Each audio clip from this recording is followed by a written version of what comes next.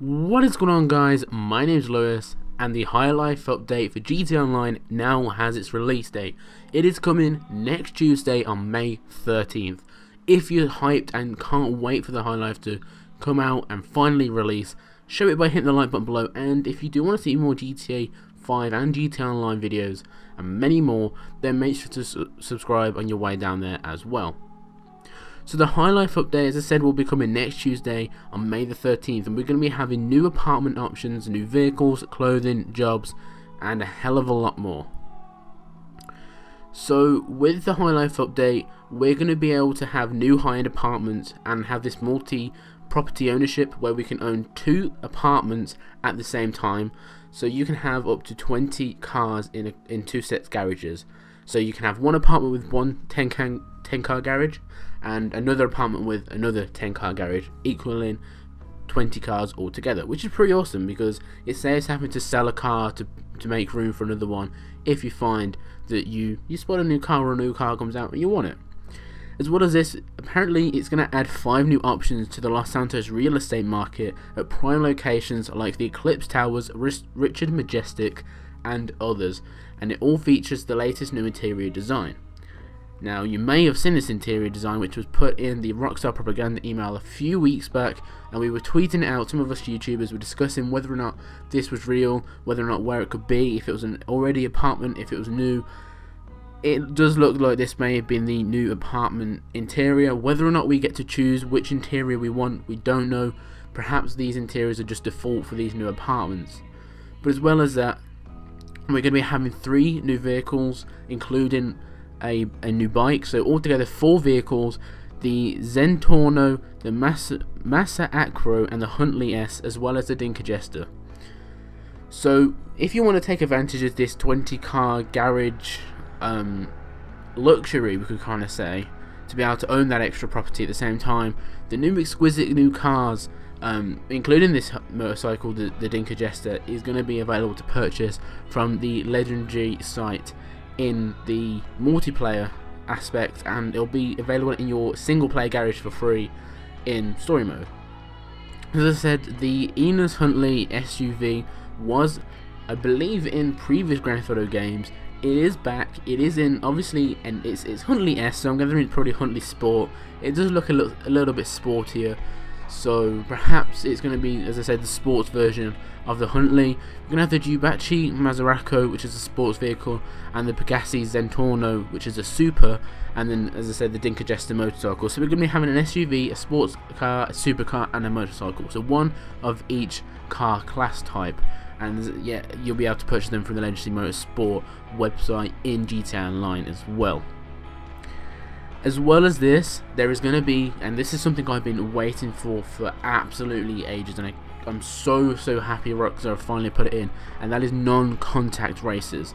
It sounds a little bit complicated, what is non-contact, but basically it is an option for race where you can switch it on, and if someone decides to try and crash into you to ram you off your little route, so you're driving, say, down the highway, someone thinks it's the perfect opportunity to knock you out the way. If they go to drive into you, they will just go straight through you, and your opponent will go sort of transparent. You'll still be able to see it. It'll look a little bit like a ghost car, and you'll just see them drive straight through you.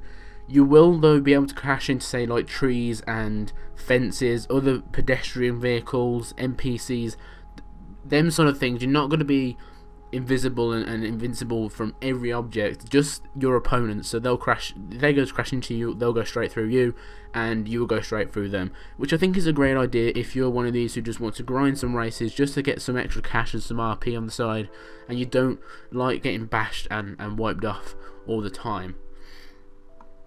You'll also be able to buy the new Bullpup Rifle, which I believe is probably like the Type 25 or something. It does look a little bit like the Type 25, so perhaps it's going to be, I don't know if it's going to be an automatic full round assault rifle or if it's going to be a 3-round burst, but it does look pretty awesome. So the Bullpup Rifle will also be available from ammunition, and as well as this mental state player stat, which shows just how passive your fellow players are in your session. I'm not exactly sure what this mental state stat means.